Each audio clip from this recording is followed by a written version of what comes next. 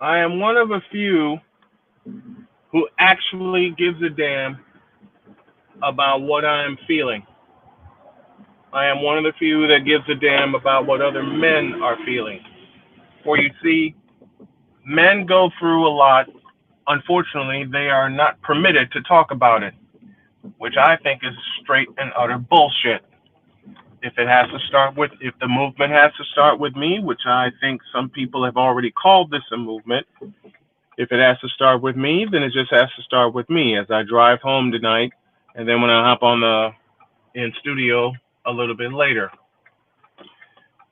I have a few things to say to a few people, and I'm going to address them for the absolute last time.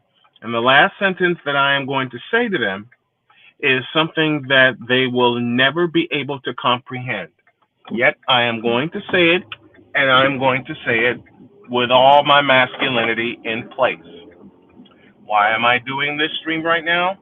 Because a fellow named Delbert Yates Jr., i.e., Del Yates, i.e., the person that cost me many a contract with his lies, and he'll never admit to them, made it personal. He made it very personal when he involved my wife in his slander. When he said earlier today in a message to one of my Facebook pages, which I am since going to take down, when he said, "Are you still playing that depressed gig?" Listen, you son of a bitch. Just because you don't know what depression is doesn't mean you have to put down people, men and women alike, that actually go through depression. I go through it along with my wife. Secondly, you, Del Yates, involved my wife, which is a no-no, by saying, "I bet your wife is pissed at you for being lazy and sitting your fat ass on a couch all day." I am paraphrasing as I'm saying this. First of all, Del, I've lost many a body part. I've lost many an organ, which put me in a state of depression in the first place. That knock upside your head you took from a foul ball didn't put you in depression, so you won't know what I am going through. I don't expect you to know what I'm going through. I don't believe you will ever know what I'm going through. Next on the list, the moment you speak of my wife, no matter how you try to get to me, you've opened Pandora's box.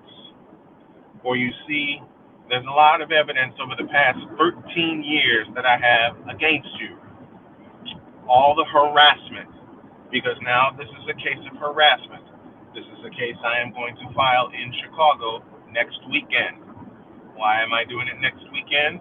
Because I am due to be up in Chicago to call a couple of football games. I beg your pardon. I plan to be in the Chicago area, in the Gary, Indiana area, beginning in November and all the way through March to call many an event up that way.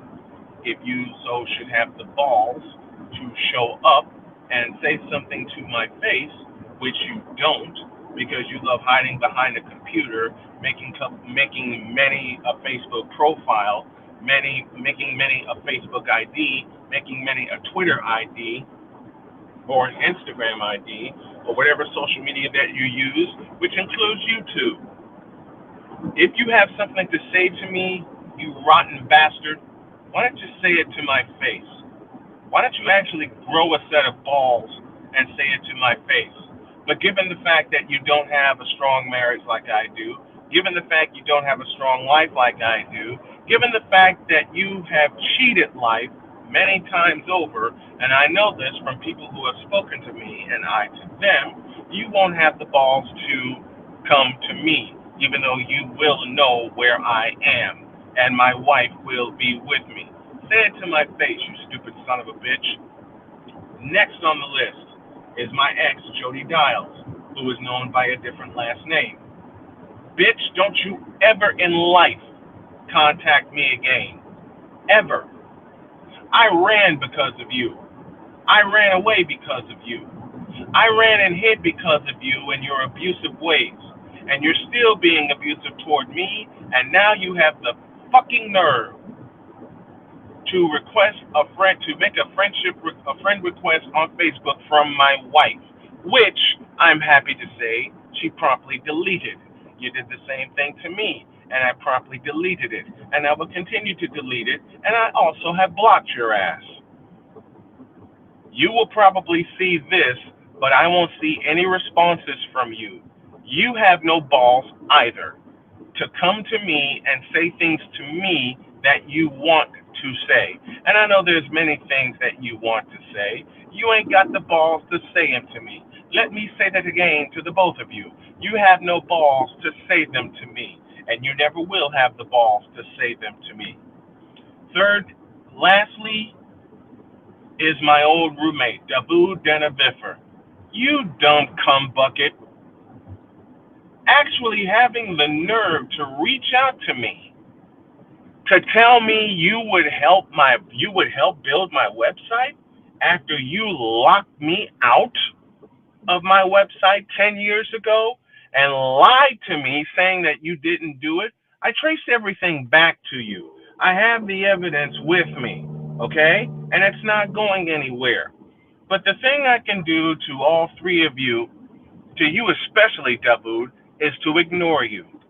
When I unloaded on you in 2015 after you supposedly kicked me out of your home, which happened to be your mother's house, you stupid bastard, I unloaded everything on the air about you, and I will happily do it again.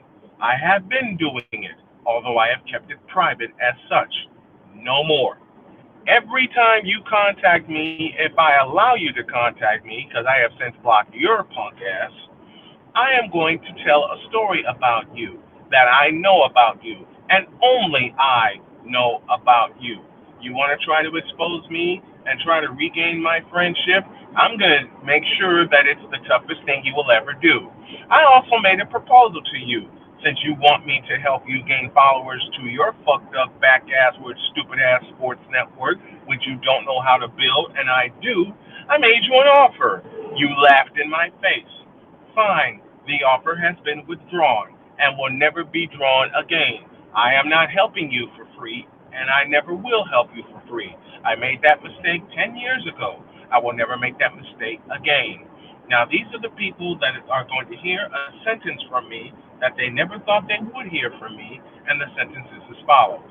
I forgive you. I forgive you for your wrongdoings. I forgive you for the times you wronged me. I forgive you for the times that you have spoken ill of me and my family, including my daughter, who is unfortunately deceased. I forgive you for everything that you have spoken ill of, every time, I should say, that you have spoken ill of my wife, Jody. My wife, Jody, doesn't deserve your words, and neither do I. So I'm going to put them in a bubble of forgiveness, and I'm going to send it on its way. I'll say a lot more when I get in the house. Out.